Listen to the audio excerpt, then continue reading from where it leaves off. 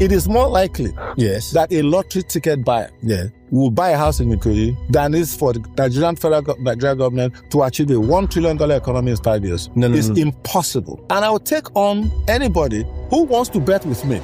It is a guarantee from Mustafa Chike Obi that we will not have a $1 trillion economy. Could we have achieved 2030? I think a government arriving at 2023 who wanted a quantum leap and push that as an audacious goal. Yes, we can review after 3 years. We can review after 5 years how far we've gone.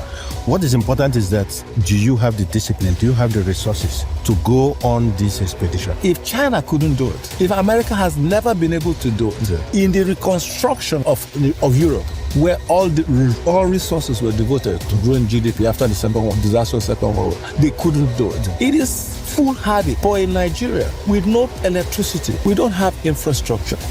We don't have a well-skilled, educated workforce. To think that they can do a GDP growth without a foundation. Without a foundation that nobody has ever been able to. Yes. Now let's look at the facts. We've gone from 2023 to 2026. Our best GDP growth, adjusted, modified, rebased, has been under 4%. Yes. And yet, you want us to make policies that require a GDP growth of 25% for 7 years. Policy without politics is what we put together so that we can showcase what governance is, showcase how policy affects all of us. And today we are going to be discussing a topic that affects everybody, all strata of the democratic picture. With me is my co-host today, Mustafa Chike Obi, MCO. How are you today? Great, Dr. Ken. Yes. Good to see you again. Like I said in my intro, governance really and truly is not supposed to be complicated. It's just that one man, somebody somewhere makes a decision, or a group of people makes a decision, then the rest of the people have to live with it, isn't it? So we're going to be discussing a topic that is close to your heart. And in fact, there was a time, for those of us who have lived through the 70s, the 80s, and the 90s, a time where 1 million naira was a heck of a money or figure. From 1 million, we went into billions, and then today we are talking about trillions, isn't it? That's what brought us to this topic. So when we say 1 trillion economy, it sounds sensational. $1 trillion. And when I say 1 trillion economy, in fact, in any currency, when you say 1 trillion, it's mind-boggling. Not to talk of $1 trillion economy. So that's the topic we are going to discuss. Are you happy to embrace that topic for conversation today? Yes, audience. My name is Mustafa Chike Obi once again. Today we're going to discuss a very important, I'm not calling it a policy yet. So let's just make it a policy statement. Okay. We're going to examine it. And what we're trying to find out is that a campaign slogan? Or is that a really credible policy that, again, policy statement that people can make policies over? I think that's what we're trying to get in depth. Yes, my name is Dr. Ken Onyali. He, as far as it's concerned, is still looking at it. Is it still tentative? Is it a policy? Or is it a statement? Or is it a campaign slogan? But whatever it is worth discussing, because I hear people discuss this in circles, in larger forum, and how it affects, and then if it's going to come to fruition, then what are the things that we need to put in place so that we will accommodate that thinking and that perspective? Yeah, I think one of the things we'll do is we'll just examine the statement, examine what it means, and then we'll ask the question, is that a good basis for making decisions that affect the lives of Nigerians? Or is that a statement to get votes in an election? And while both reasons may be valid, they should not be commingled. Okay. So let's go into GDP. GDP is gross domestic product. It's the best, even though not the most accurate, and not the only measure of what a country produces. That's what GDP is. Yeah. And Nigeria, when the statement was made and publicized by this government, it's very heartwarming. It's very welcoming. It's very comforting. We will join the group of $1 trillion economists. Nice to see. But Is it possible? Is it realistic? It's if you said you're going to have a child who's going to go and play basketball, your idea is to have a child who's going to go and play basketball in the national NBA in America. It's nice, but the odds of playing in the NBA, I think the measure is at over one in a million. So will you base your life on such a long shot? And that's the question we're examining. So let's give some context here. Nigeria's economy, GDP, when this was stated, was about $250 billion. It was then rebased, and after rebasing, it's at about $441 billion. Now, I'm going to teach all of you out there who's not mathematically inclined. There's something called the 10-7 rule in mathematics. It means that if you grow at 7% a year, it will take you 10 years to double any number. So if you start with the number 10 and you want to get to 20 in 10 years, it will take you 7% growth. The reverse is also the truth. If you want to get there in double in 7 years, you have to grow at 10%. So when the statement was made in 2023 at 250, to get to 1 trillion in 7 years, which is 2030, that was the deadline, will have taken a growth rate well in excess of 20%, which Nigeria has never accomplished. The only country that has come close to 20% growth for a period of time, I think it was 3 to 5 years, was China. But they couldn't sustain it for more than 3 or 4 years. Then it fell back down. So 20% growth for 7 years is unheard of. So when that is stated, and then we can go back to 2023, where the GDP was rebased to $441 billion. To get to 1 trillion in 5 years will take a growth rate of about 15%. Again, unheard of. So that's the context where that statement was made. The statement is highly implausible. Now, I've spoken to a senior government official, and I won't mention his name, and who I made the mathematical argument like this, and it's not plausible. And he said, well, if the Naira strengthens to, I think he said 500 to 1 to the dollar, then it will happen. And he missed entirely the point that to get the Naira to go to 500 to 1 is the challenge. Yes. But he threw it out there. And so what we're going to examine in more detail is it a campaign slogan that should be discarded after election? And then when governance starts, we need serious governance principles to make policies. So I will stop here and see whether you have any anything to add. My position is a bit different. Yes.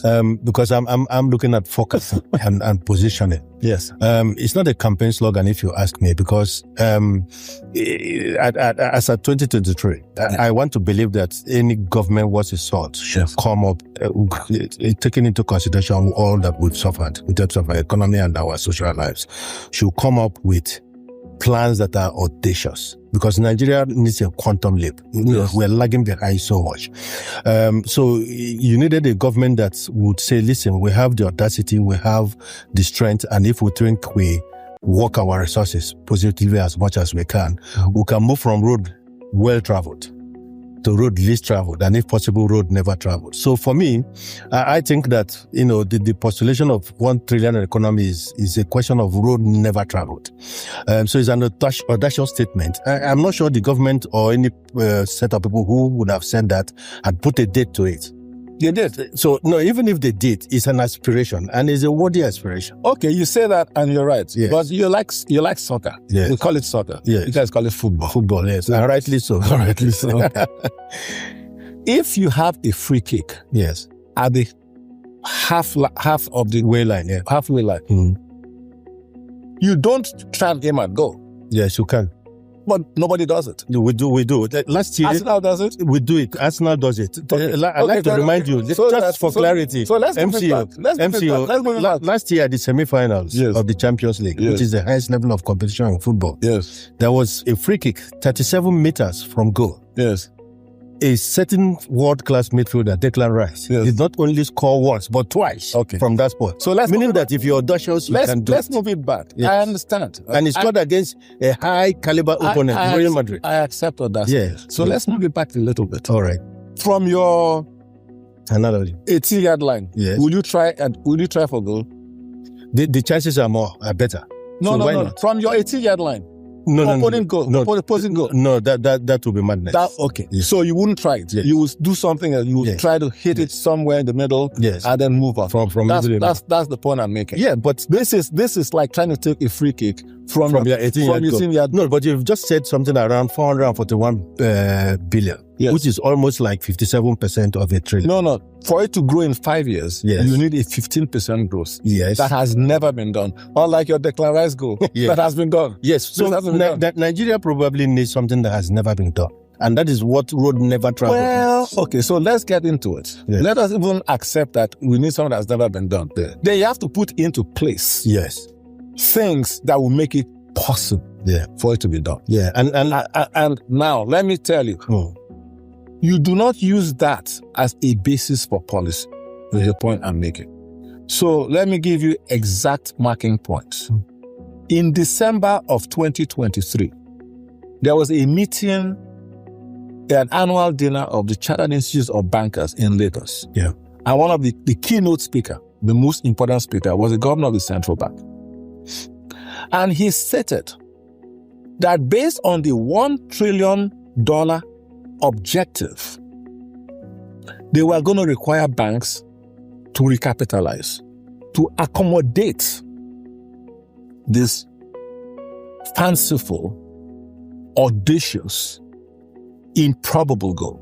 It became a basis for policy. That's my problem. You can say it and you can make us all feel good, but to use that as a basis for policy, and that created a lot of consequences, which we can examine whether they're good or bad. There are a lot of other policies of this government and other governments that were based on what you call audacious foundations. And so the policies emanating, because we're discussing policies without politics here. The policies that emanated from those fanciful objectives, okay, have led to what I consider consequential policies, which the question is, should we be basing policies on something like a $1 trillion economic policy? Or should we be basing policies on things that are achievable? I think that's the issue here. I agree with you, but probably that's the difference between a strategy and a goal, and difference between a mission and a vision. I think a government arriving at 2023 who wanted a quantum leap can push that as an audacious goal. Yes, we can review after 3 years, we can review after 5 years how far we've gone. What is important is that, do you have the discipline? Do you have the resources to go on this expedition? So why won't that is what we are going to take. Why not 2 trillion? Well, no. You don't want to be ridiculous, you know. No, but the point I'm making is that the 1 trillion is in itself is ridiculous. No. I think it's audacious. You know, because if you are halfway almost to 1 trillion, then you might as well have the ambition and the privilege of foresight to say we can as well beat a trillion, all things being equal. Don't forget the 10-7 rule. Yes. To do it in 7 years. Yes. No. In 2023, we were at 250. Yes. So we had to go 4 times in 7 years. Yeah. Impossible. Yeah. The democratic tenure of civilian governments in Nigeria is technically 4 years and another 4. So if you do well in 4 years. Yeah, but you have to grow at 25% GDP. Yes. Which nobody has ever done. And listen, you're soft about those things.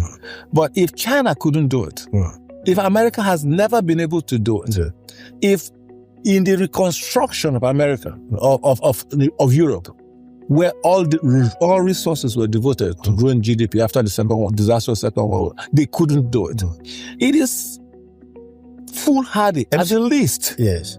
Foolhardy for a Nigeria with no electricity, with no water, with no infrastructure. And we'll come to that. To think that they can do a GDP growth without a foundation. Without a foundation that nobody has ever been able to. Yes, so that's the point I'm making. I get your point. But if a government has in mind that if I fix the fundamentals and fix the foundation, I'll get a 1 trillion, then it's worth taking. Is an adventure worth taking. And by the way, talking about things countries like China, Russia, and the rest of Europe have been able to do, we've not been able. There are other milestones we've been able to do, because Nigeria don't need to build the framework for development. There are a lot of things that we can copy and paste and use our skill set and our endowed resources to leapfrog. Take telecoms. For example, the way we establish our telco and run with it, I'm not sure any company developed at that pace.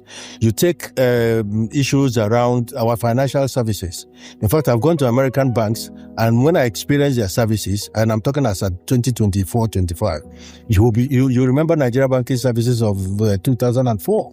So there are things that we have copied and leapfrog these economies you are talking about. This is Nigeria after all. Well, Nigeria, after all. Yeah. Well, now let's look at the facts. We've gone from 2023 to 2026. Our best GDP growth, adjusted, modified, rebased, has been under 4%. Yes. And yet, you want us to make policies that require a GDP growth of 25% for 7 years. I would attempt it. I'll put such a goal and achieve 50% of it, than not put an audacious goal and achieve 100%. But you have results. Yes. You have results. Yes. We've done it for 4 years. So we'll review it. For 4 years. We'll review. And the previous 10 years, the most we ever accomplished, I believe, we'll get the numbers later. Yes. Was nowhere above, not above 10%. Yeah. So this is something, listen, like I say, it's a beautiful campaign slogan. It makes people feel good. Okay? It's like Nigeria saying they're going to win the World Cup. It's a good goal. Yes. But you wouldn't bet anything on that. Yes. Because it's highly improbable. Okay? So I think the basis of this conversation, and I like your pushing back against this, is what should we use to create policy? Should we be using fanciful, improbable goals? Or should we say, here's where we are. We don't have electricity. Yes. We don't have infrastructure. We don't have a well-skilled, educated workforce. It's getting better. Given those constraints, what should we make policy on? On the things, again, I keep saying, on the things we can do well. Because these things cost money. The banking capitalization has been done successfully. And there are many good reasons for recapitalizing the banks. Very many good reasons. And I personally applaud the CBN initiative of recapitalizing the banks. But the reason advanced for it is what I question. And I question, what other things are we doing? What other things are we doing in Nigeria based on improbable, fanciful? Let's base it on common sense principles. Okay? You don't send your child at 6 years old to Harvard. They will fail. Yes. Let me point MCO to you to some of those common sense things that I think the government must have seen before they had the audacity to push forward the 1 trillion economy as a plan or policy. If we have a sustained growth rate high enough to approach a $1 trillion, it means that we require a minimum of oil production of at least 2 million barrels a day. As at the time that policy was pushed, we weren't anywhere near 1. No. But history doesn't support you. No. History is hindsight. No. But I'm talking of insight. No, we've had 2 million barrel production, but it wasn't consistent. So if you are going to push forward an audacious policy, whatever made that foundation inconsistent, you make it consistent. Meaning that if it becomes consistent, the chances that you can get there is bright. No, 2 million barrel a day will still not give you 15% GDP growth. No, but it will not. Yes, but So you are still, even at that. Yes. And keep in mind, you have an OPEC quota. Yes. Your OPEC quota is below 2 million barrels a day. So you can't make projections based on a quota higher than the OPEC quota. You're in OPEC still. So we're never going to produce 2 million barrels of oil a day. It's not going to happen because OPEC won't let us do it. So my point is, all those things that you don't build fancy upon fancy. If I produce 2 million barrels a day, if I get my FX to 1,000 to 1, if Dr. Ken becomes the Harvard Nobel laureate, you don't build on fanciful things. Let us build a house. What was the proverb? Made of bricks. What was the one? There's a fable for children where somebody made a house made of straw and the big bad wolf came and blew it away, right? Something like that. Let us build on solid foundation. There is nothing wrong with saying in a campaign rally, I'm going to take your economy to 10 trillion in 10 years. So I think that what happened here was a political speech, political slogan became the basis for policy. Became a government instrument. Yes, I think there was a mixture between political document and governance. And again, I understand inspiring people. I understand goals. I understand that we're on the same page with that. My fear is that in future, another candidate will come and say something outrageous and make it the basis for campaign slogan and make it the basis for governance. And I think that we should be responsible enough to say, this is where we are. This is what is possible. And this is what is likely. Let us go to likely first. Then we start going to possible. That, I think, is the thing. Now, the consequences of this. I will start with the bank capitalization. Yes. That has sucked away a lot of capital from other industries. So the banks seem to be doing well, but a lot of other industries are suffering from lack of capital in Nigeria today. Manufacturing is shrinking. The only part of the economy that seems to be expanding on the private sector side is construction in Lagos. And many people have adduced reasons for that. But we won't go into that now. But the taking of money from the bank, from everybody to put in banks at the expense of manufacturing will have long-term consequences. Okay? It will make us more import dependent in the future. And so there's a consequence for it. And my big fear, and you know my experience from AMCON, when banks get capital that they don't need, they use it for one or two things. The risk-averse banks, of which I will say GTB is one of them, will invest more in government securities and make less loan. If you look at GTB's books, and again, their policy, and we're not criticizing their policies, their loan growth among the major banks has been one of the slowest in the industry because they have a risk-averse posture, and that's okay. If you look at other banks that have taken a more aggressive posture, but when they get all this capital, here's my fear. The more risk-seeking banks will invest in more risky assets because idle capital is not something that banks like. And I foresee if interest rates stay at this rate and banks have this much capital, I foresee another potential for an AMCON-like intervention. I think you will see NPLs growing, and I think that good risk management can avoid that. But all that means is that all this money is going to government. Government debt will keep growing, and people will keep buying government securities at rates that they shouldn't be paying for government securities because they have nowhere else to put their money. And I think in the end, there's a consequence. And we need to look forward. We are very short-term in Nigeria. So we take the short-term gain and we don't properly analyze the long-term consequences. And that's my concern. The other concerns of this 1 trillion naira base, $1 trillion economy. One is that your currency cannot depreciate. Because every time your currency depreciates, then the goal moves further. So there's an implied defense of the naira policy, which is very expensive. It's, again, like I pointed out, it's the second largest expense Nigeria spends today item. I think the first is debt service. The next is defense of the naira. The cost of defending the naira today is probably $8 billion a year or more.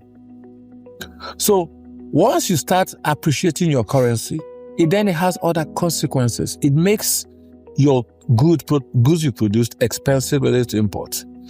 I read somewhere, I don't know whether it's true or not, recently, that Aliko Dangote's refinery is upset with the government for issuing new. He's going to the court. He has gone to the court. Yeah. Now, the reason why is that if your currency keeps appreciating and you have an inflationary environment, his costs are going up by the inflation rate, call it 15-20%. That's what inflation means. So his costs are going up here. His competition abroad, their costs are going up at 3%. So in time, his product will become more expensive than the imported version. And so he wants some protection from that. Legitimately, I would say. But those are the things that happen when you pursue a policy that sounds good, but has consequences. Like again, people say Nigerian currency is stable. I hear it all the time, and I want to throw things at the TV. Nigeria's currency is not stable. It's appreciating. It's appreciating. You have a 20% inflation differential between us and the US. Every year, our currency stays nominally the same. It is appreciated by that inflation differential. Yeah. So we are appreciating our currency in a developing country. So those are the consequences. And what I would like is for the government to have a forum in which people can say these things and discuss them without feeling the fear of government influence or domination. I don't want to say something wrong. No, we're trying to say something that we should all agree on. And is an appreciating currency something we want? I think most sensible economists will say no. And that's what we're doing, because we're aiming at your fanciful free kick from your 10-yard line. Yeah. Well, if I get your point, but today we're discussing the 1 trillion. And there is a macro side of it. There's a micro, which is the implementation side of it and the outcome. Yes, you've done well in explaining that if we begin to go to the micro and how we implement the consequences, I agree with you. But my position still remains that you've used the word fanciful, and I'm saying audacious. Why do I say that? Because I know that if you don't buy a ticket, you don't win a lottery. Yes, when governments come in, you must, as a matter of necessity, differentiate the difference between communicating in an electioneering period and communicating in governance. I think there's a big problem here. I don't think it's just communication. No. I know. I'm not saying it's not just even when there's internal communication and there's external communication. We agree that communication is crucial. Yes. But what you communicate is also crucial. Is important. So when you come into governance, yes, you would have to apply the brakes and then communicate what you want to do face by face and be accountable to it. So can we agree on one thing? Yes. Can we agree that if the Central Bank of Nigeria wants banks to recapitalize, yes, they have 10,000 good reasons to do that? Yes. The state should not be that we're looking for $1 trillion. That statement may have been made is correct, but it may have been made by the way. No, I was there. I was at that dinner. I was at the dinner. Yes. He said the reason why I want banks to recapitalize to this extent is because we want to support the president's goal of $1 trillion economy. Amongst other things. No, he didn't say amongst other things. Yes, so that's where communication. Yeah, putting words in his mouth. Now, again, I say I totally agree that banks should have recapitalized. But that's not the reason for it. I get you. But let's look at an honest version. And I'm talking from my own perspective. What a 1 trillion target would have done and how it could have affected Nigerians in general. There could have been more production, which you alluded to. I mean, if we eat that, more jobs, more exports, better infrastructure. This is a laudable target. How we get there is a secondary conversation. It's not a laudable target. Yes. You don't say to somebody, I'm going to buy a house in Ikoyi, so to do that, I'm going to start buying lottery tickets. No. You would laugh at the person. No. You would say that person has just gone to the... For you to buy a house in Ikoyi, yes, you couldn't have just said it through comedy, isn't it? There would have been a foundation for it. Oh, yeah. So it means that you have assets that you can release. You're my side man. Yeah, I agree with you. Okay. So it is more likely that a lottery ticket buyer will buy a house in Ikoyi than is for the Nigerian government to achieve a $1 trillion economy in 5 years. No. It's impossible. It can never happen. And I'll take on anybody who wants to bet with me. It is a guarantee from Mustafa Chike Obi that we will not have a $1 trillion economy. Could we have achieved 2030? Impossible. By 2030, could we have achieved 500, 600? Then say that. Listen, it's a journey. No, you because don't. A journey, there must be a target, isn't it? No, okay, let me again say it. Yes. And I like the fact that you're arguing about you should be in politics. Let me say this to you. If you tell me that you want to rent a house again in Ikoyi and the rent is 30 million naira a year, and your income is 5 million naira a year, to do that, you have to go steal money, beg borrow still, buy a lottery ticket, because there is no practical way for you earning 5 million naira a year to rent a house in Ikoyi for 30 million. Yes. So if that becomes your objective and you come to me and you say that's your objective, I will say this guy wants to become an armed robber. So my point is that it is more likely for a 5 million naira a year earner to rent a house in Ikoyi than for the Nigerian economy to be at 1 trillion naira by 2030. I'm looking for all bets on this issue. Yeah. It will never happen. No. So let's stop talking about it as policy. MCO, you see, policies are policies. Yes, sometimes the end of it does not come with mathematical exactitude. If I say I'm going to hit 1 trillion and at the end of 4 years I'm at 600 and I have moved, say, by 50%, that is an achievement. So that's again where communication comes in.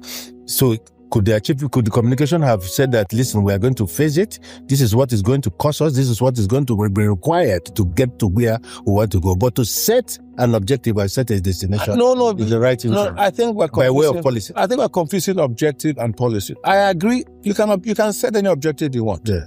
But what I don't want is for somebody to come to me and say, in pursuance of a $1 trillion economy, I'm going to raise your tax rate to 60%.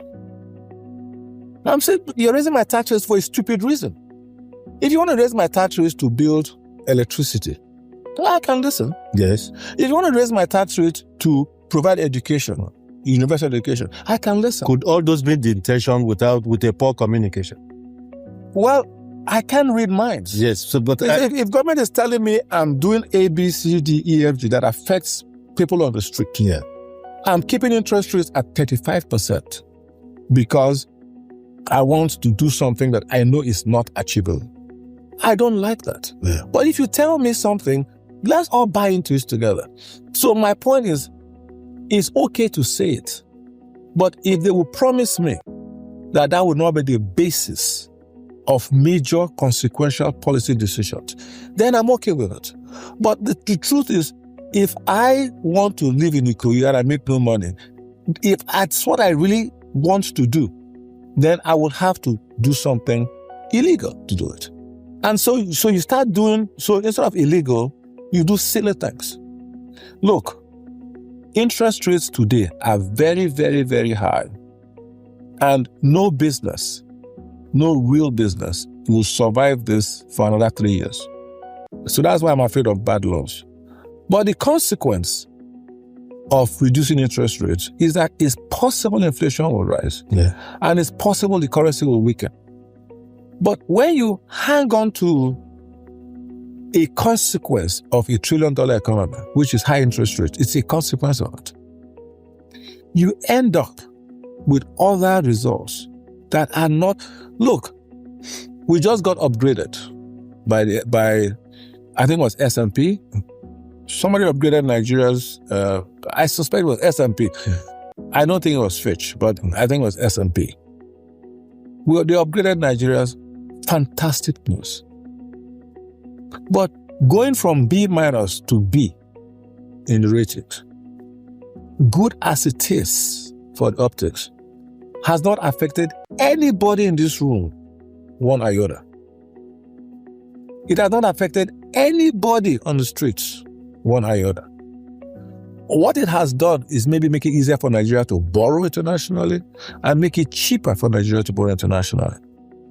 So there are things that are good for Nigeria that are not necessarily good for Nigerians. Yeah. And I think I want to focus on what is good for Nigerians. Yeah. And what Nigerians need now, what they need now, today, is a softer economic environment. Maybe we'll get to that B 2 years later than we got today. Yeah.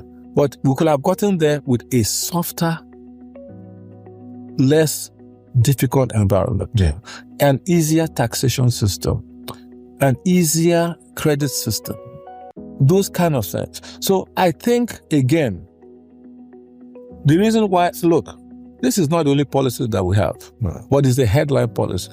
And I still think it should have been left after APC won the elections very well in 2023. It should have been left in the politics room. And it should have been emerging today when we're back in the politics season. It should never have been thrust into the governance stage or into the policy stage. That's the point I'm trying to make. I get your point, and I agree with most of the things you have said. But if you needed to get out from the hole where you are, you need an audacious point. You need to stop digging. You need to stop digging. As Americans say, yes. If you're in the hole, yes. and you want to, you need to stop digging. Yes. I think this is digging more. Well, that's the problem. You need to predetermine. You need to forecast a destination. You need to say clearly, this is how. But you agree, you have to stop digging. I agree. but you need to clearly say, this is where we need to go, considering the size of this economy and the opportunities thereof. But if you communicate it properly, people will buy it. People will buy it. Then you come back to communicate that we are going to do this in phases. Yeah. And then this is going to carry consequences, but there'll be more fiscal discipline. There'll be more discipline on the part of government. There'll be more discipline on the part of the generality of the public. And if we get 50% of what we intended to achieve, that would have been an improvement. So that is, again, going back to that road least traveled. If there wasn't an audacious policy to set the ball rolling, set a target, then we probably would have had a motion without movement. So now that we're back in the politics season, I don't want to hear anybody tell me that they're going to do a $3 trillion economy by 2035. Yeah. Please. Yeah. If you want to upset something that is existing, you have to come with something even more ridiculous. Sensational. Okay. It may not be necessary, because ridiculous is relative. It may be ridiculous to you, but it has to be sensational, albeit difficult to achieve. There are some things that are but when you are in governance, then what you go for are messaging around consolidation. No. So in consolidation and you can't keep driving with the handbrake on. I understand, but some things are objectively ridiculous. Yeah. If a man tells you he's going to jump off a 10-story building and land on his feet, that is objectively ridiculous. Yeah. So we can all agree that if someone says that, we'll call the mental hospital. Yeah, but he may have considered AI. All right. So, but I'm afraid that one of these opposition parties will say, they said 1 trillion economy in 6 years. Well, let's go to 3. No. You wouldn't say that, because we have a benchmark to judge from. They had a benchmark and they still said it. Yeah, well, no. And you're supporting them. As at 2023, there was no benchmark, there was chaos. And we needed to set a roadmap, isn't it? Thank you very much. It's a topic that if we went on and on, we could probably discuss for another 2 hours, but we'll have just 30 minutes to deal with it. I mean, we are sufficiently extremely confident that we have dealt with it within the opportunities and the possibilities of a 30-minute window. Next week, we are going to come with another pet peeve. Another policy. Yes, I'm coming. I know that your pet peeves would be very, very okay. You know what, MCO, just before I forget, please go on with your pet peeve. Okay, my pet peeve of the week. We decided to copy the American presidential system. Good system. It has worked for many years in the US. But I don't understand why we send ministers and ambassadors to the Senate without their portfolios or countries of posting. It baffles me how you can, as a Senate, confirm somebody without knowing what they're going to do. And I see presidents upon presidents upon presidents, all of them do this thing. Why can you not tell the Senate, this man is going to Minister of Labor, so they can be questioned about their labor policies? Why do we approve this minister? There is nothing about being a senator, for example, that qualifies someone to be Minister of Aviation. But if you've been a senator, you go there and say, take a bow. Please, we must stop this. We should not send somebody. There is no single ambassador to Nigeria from any country I know of that doesn't speak English. Yet we send people to Germany that don't speak German. We send people to Russia that don't speak Russian.